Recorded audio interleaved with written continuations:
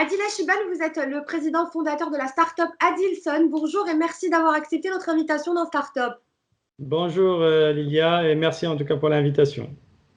Alors Adil, tout d'abord, en quoi consistent les activités de votre start-up? Alors Adilson en fait est une start-up parisienne qui est spécialisée dans l'innovation technologique et spécialement dans le bien-être en entreprise. Donc nous avons développé une PodCalm. Un PodCalm, c'est une capsule de relaxation multisensorielle et connectée. En gros, il permet à tous les salariés de se reposer ou de se relaxer sur leur lieu de travail et en toute intimité dans une sorte de capsule physique et qui permet de vivre une expérience multisensorielle voilà, sur le lieu de travail. Comment est-ce que vous avez dû réadapter vos activités en ces temps de crise sanitaire? Est-ce qu'il y a eu des changements à votre niveau? Bien évidemment, donc, dans toute crise, moi je dis souvent, dans toute crise, il y a des opportunités. Bon, nous, on a juste réadapté le produit avec les contraintes du Covid, c'est-à-dire qu'on a rajouté un système de désinfection aux ultraviolets de type C pour vraiment tuer tout ce qui est bactéries et virus. Mais surtout, on a retravaillé l'offre et reciblé un marché qui était plutôt pour nous pas très prioritaire, à savoir les hôpitaux, les EHPAD, enfin les établissements pour médicaliser pour les personnes âgées et les cliniques privées. Donc voilà, c'était vraiment déjà notre marché, mais qui n'était pas prioritaire. Donc avec la crise sanitaire, on l'a juste ciblé, priorisé. Est-ce que selon vous, la transformation digitale est devenue une nécessité? Ouais, c'est une très très grande question. Donc la transformation digitale est une nécessité, peut-être pas pour tout le monde, mais en tout cas avec la conjoncture actuelle depuis une dizaine d'années, c'est devenu une nécessité. En fait, une entreprise qui n'inclut pas dans ses outils donc dans ses outils de travail des outils digitaux, bah, en fait, il va juste se retrouver dépassé à un moment donné. En fait, je compare ça comme en fait la révolution industrielle là, à la fin du 19e siècle et là profondément changé la société. Aujourd'hui, bah, le digital, la transformation digitale va bouleverser, voire transformer aussi la société actuelle.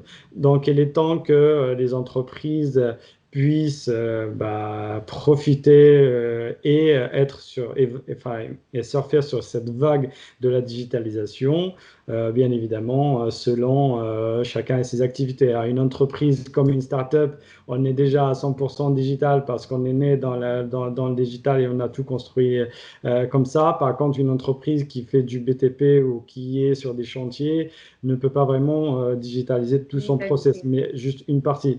Donc, c'est vraiment cette question de digital, elle est nécessaire, mais pour qui? Et à quel moment et pour quelle activité? Ça peut être juste ajouter des outils digitales pour de la prospection ou pour connaître mieux son client, le big data, Pour l'administration, voilà, peut-être aussi. voilà, de l'administration, etc. Mais on est déjà entre le cloud, l'Internet des objets, la smart data, bref, la réalité virtuelle, la réalité augmentée, déjà, on est déjà en plein dans la transformation digitale.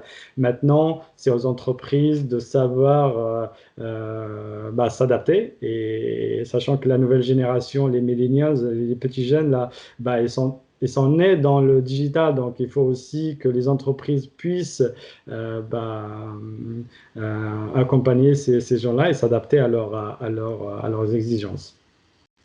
Alors, selon vous, quels peuvent être justement en ces temps de crise sanitaire les 3 défis majeurs des startups? Les trois défis majeurs, bah, le premier, c'est comment attirer et garder les talents. Parce qu'aujourd'hui, OK, il y a une crise, OK, il y a beaucoup de gens sur le marché, mais surtout les bons, ils sont difficiles à trouver. Et aussi, on a remarqué que enfin, en tant que startup en tout cas, que la nouvelle génération génération Z, hein, qui zappe très vite. Donc, en fait, ils peuvent partir d'un métier à l'autre très rapidement. Il y a un turnover qui est énorme. Donc, en fait, le challenge, c'est vraiment de comment faire pour attirer les meilleurs profils, mais surtout les garder. D'ailleurs, notre solution de relaxation fait partie des solutions pour les grands groupes d'attirer les meilleurs talents et aussi de les garder. Et le deuxième défi, bah, c'est cette question sociale, on va dire. C'est-à-dire que on est maintenant entre le télétravail et le travail au bureau, avec cette psychose qui est liée au virus et à la crise sanitaire. Donc, il y a quand même, il faut que l'entreprise sache comment trouver son équilibre entre le télétravail et le bureau, tout en accompagnant quand même les salariés à la fois sur la santé morale, parce que cette crise-là, quand même, elle a eu pas mal de dégâts sur le moral des salariés, mais aussi sur leur efficacité au travail. Alors, votre start-up est basée en France et vous êtes un Marocain qui a monté une start-up en France. Alors, est-ce que justement vous avez des ambitions peut-être marocaines? Oui, effectivement. Donc, moi, je suis né au Maroc, donc je suis venu en France à l'âge de 20 ans. Donc là, j'ai l'impression que j'ai fait moitié en France, moitié au Maroc. Donc, c'est très bien.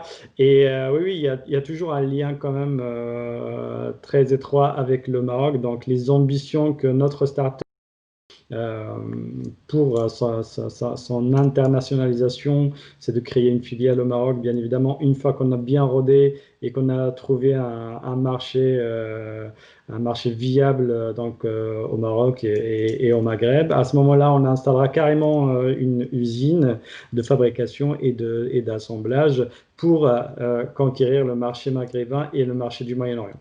Donc voilà, c'est vrai qu'il y a une ambition là-dessus. Ça va pas être demain, sauf si les ventes explosent au Maroc dès 2021, pourquoi pas, mais c'est envisageable.